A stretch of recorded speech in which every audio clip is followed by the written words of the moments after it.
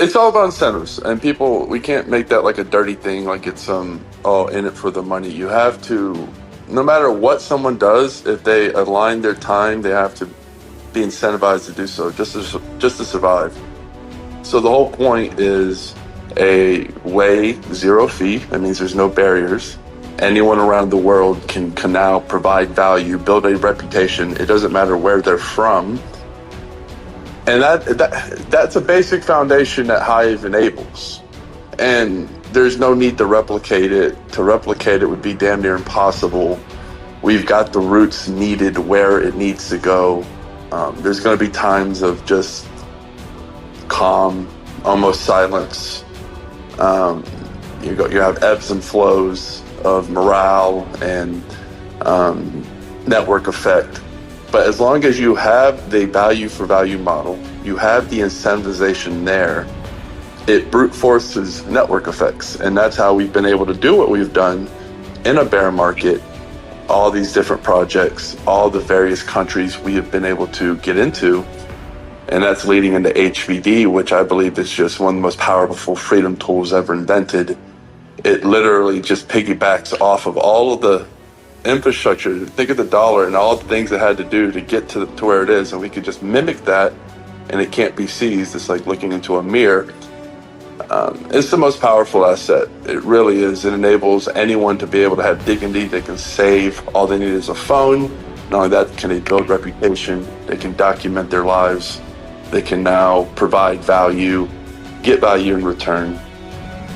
That's what this world needs. So when Matt's absolutely right. Like if Hive fails, we're in a really shitty situation where you're looking at things like the Lightning Network, trying to find some incentivization there, or,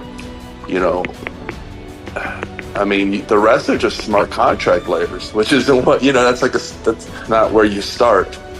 That's something that's just another cog in the machine. But without what Hive does, it really makes the smart contracts vulnerable to centralization from an infrastructure point of view, and just from a greed point of view. We've seen most of just been corporations at this point. The foot will be put down. The US, these big countries are going to put their foot down overnight, and money will be frozen. You won't be able to send. People will be forced to fork, but those forks don't have value if they're not backed by some kind of centralized money, some kind of liquidity, if they're not providing some kind of use case, which most of DeFi is just, liquidity game. Whereas HVD, something like a value for value system, will always be valuable because it creates parameters within communities. It penetrates communities. You can just drop it in the desert and it can grow because of the value for value model. That's, you can say it's never going away. It's just something that's going to keep growing and growing. And of course, it's up to us to accelerate it.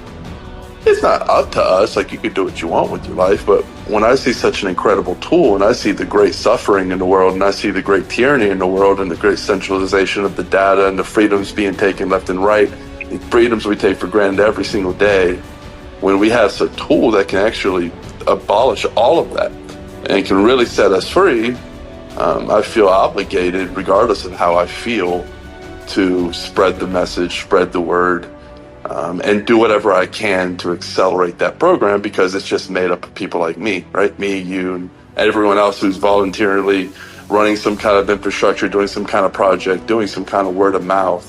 That's all this is.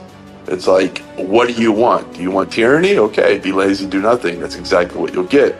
But if you want a cool, kick-ass world that your kids can be proud of, you're going to have to step up. You're going to have to maybe run some infrastructure, do some word of mouth, be a part of it, right? Like, be a part of the network, come to life, step up, do something. If you don't steer the ship, somebody's going to steer it, and the person steering it's not going to go where you want to go. Trust me. HBD is an algorithmic stablecoin. It has certain economic restrictions put in place so that it doesn't do a Terra Luna situation, which is a famous situation where an unbacked, unrestricted algorithmic stablecoin got crashed to zero because they managed to put a short on the market and force the production of effectively infinite numbers of the base layer, the base token, and hyperinflate the base token to zero. That, as far as I can tell, and Archange in the room might be able to confirm it, is impossible on HBD, because there is a certain point where the debt level, the market cap the market cap of HBD to the Hive market cap gets to a point where HBD is automatically set effectively to zero, and then the chain waits until the system comes back to $1, until the Hive value goes back above the threshold. So there's some good economic systems built in there to stabilize and protect HBD from going to zero. And it's effectively a unit of exchange on the Hive blockchain that's backed by $1 worth of Hive. Hive is backed by the interactions of the community and the social aspect of Hive. So the more social load on the Hive blockchain, the more valuable the token is, basically. And then that backs HBD, and HBD is called Hive-backed dollars, so it's $1 worth of Hive. And it creates a stablecoin system on the Hive blockchain. It's 0 fees and 3-second clearing time. So you normally get notified of your HBD arriving in your account within about 1.7, 1.8 seconds.